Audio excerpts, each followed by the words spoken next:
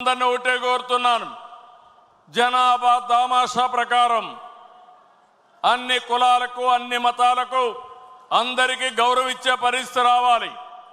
దీనివల్ల ప్రజల్లో విశ్వాసం పెరుగుతుంది, పార్టీకి లాభం వస్తుంది, భవిష్యత్తు కూడా ఎన్నికల్లో గెలవడం కూడా ఈజీ అవుతుందని చెప్పి కూడా నేను మీకు తెలియజేస్తున్నా.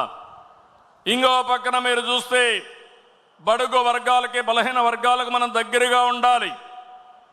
ఈరోజు మీరు చూస్తున్నారు సమాజంలో కొన్ని దురాచారాలు ఉంటే 2 గ్లాసుల సిద్ధాంతం ఉండేది.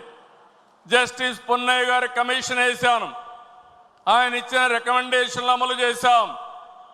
ఈరోజు అంబేద్కర్ గారి స్ఫూర్తిని పూర్తిగా అమలు జరిపిన వ్యక్తి ఎన్టీ రామారావు గారు అయితే దాన్ని లాజికల్గా తీసుకుపోయిన పార్టీ తెలుగుదేశం పార్టీ.